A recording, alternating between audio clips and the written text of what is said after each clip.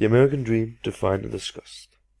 I'll take my starting point in this article by Robert J. Schiller, The Transformation of the American Dream.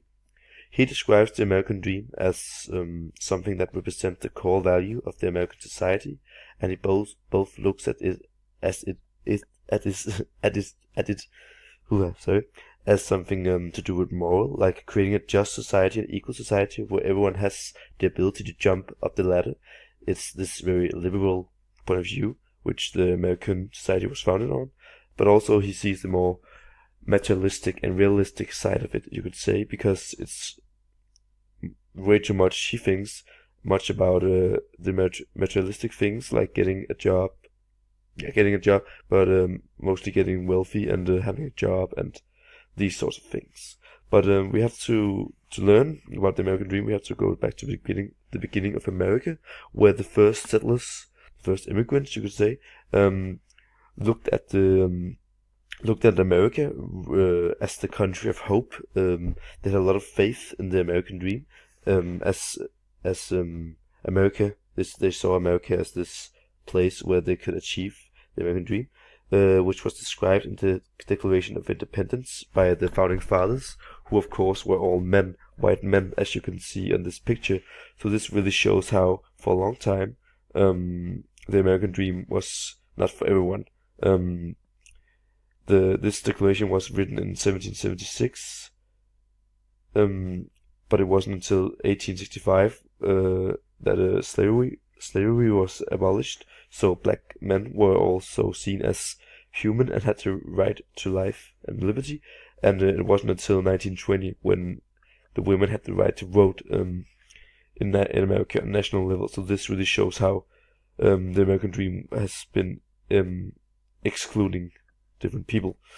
So yeah, if we skip to the 1920s, this was the Roaring Twenties after the First World War, where their deal, it was greatly described in the Great Gatsby, was to have again materialistic things like glamour and prestige, a car, a suit if you were a man, a fancy dress if you were a woman.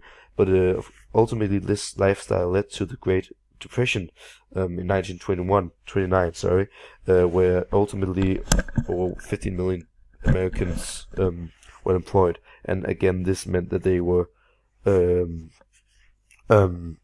what could you say, excluded from trying to achieve this ideal of the American Dream because they couldn't get a job. They were too poor.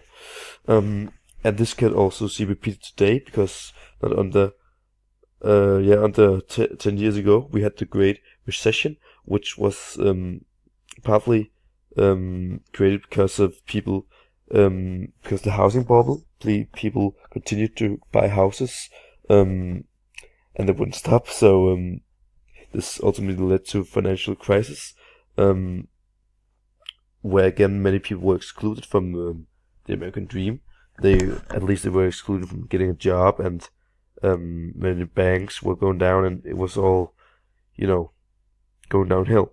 But the funny thing is then that if you ask people today what they see as essential to the view of the American Dream, many don't see becoming wealthy as that important. They mostly say that the freedom of choice and having a good family and retire comfortably is